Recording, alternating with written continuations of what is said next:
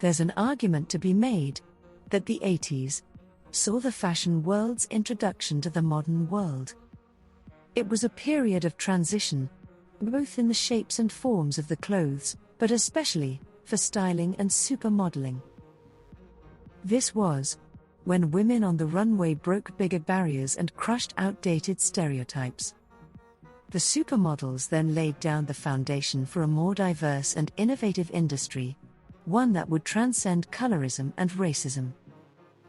Back then, it was the likes of Jerry Hall, Iman, Christina Cordula, and Katja Nian, to name a few, who dominated runways all over the world. And of course, we can't leave out one very special Filipina.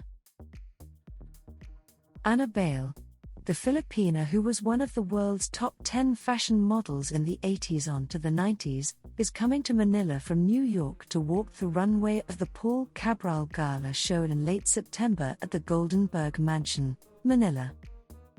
Anna Bayle went from being an unknown Filipina pre-med scholar in the Philippines to becoming an icon of the global runway circuit. As Asia's first supermodel, Bayle came from pretty humble roots. But she had always been destined for the big time, it seems.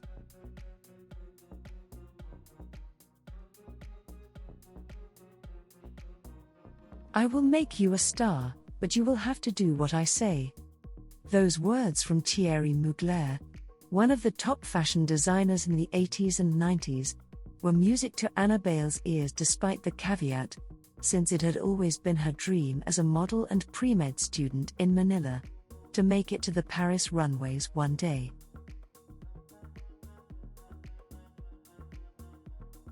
Unlike in New York, where all American girls like Cheryl Tiegs were the standard for rampant print, Paris had more diversity, although Asians were still rare. Mugler liked Anna's look, which was exotic and non-specific. He was looking for Amazons. "I'm like the women of Gauguin, not the delicate, fragile type," says Anna, who was perfect for his linebacker-shouldered, tiny-waisted power women. Mugler had such confidence in her that he booked her for his crucial press show, together with the A-listers Pat Cleveland, Jerry Hall, and Iman. It was a huge hit both for the designer and the Filipina. Thierry Mugler could seduce everyone from the makeup and hair people to us models.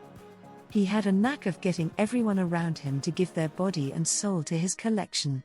Anna Bayle wrote in her blog, he even chose her as a fit model for the cabine, where the clothes originate.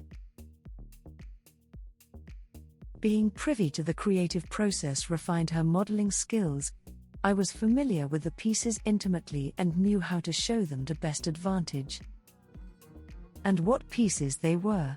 Aside from his hyper-sexualized glamazons, Mugler had fantastical hybrids, insects and beasts and transhuman robots, all made with painstaking craft detail. He was so creative in a multidisciplinary way. He came from the world of theatre, after all, a dancer with the ballet corps of the Opera Nationale du Rhin from age 14. He always had a whole concept in mind and knew what he wanted for the story, which I could understand and give him.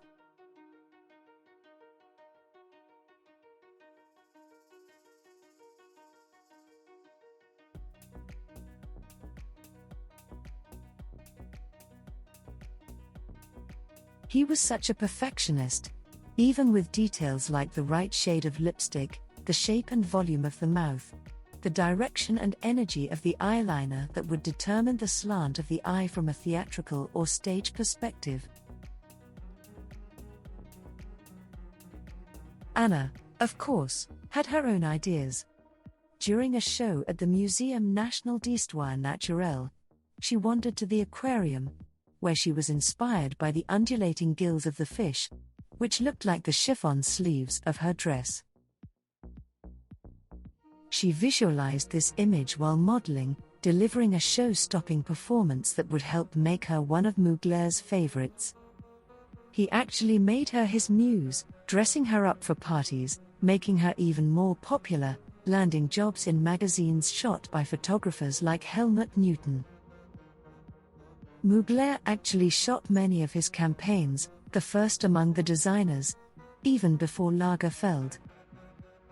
When he did his first book of photographs, Anna was one of the top choices to go on location.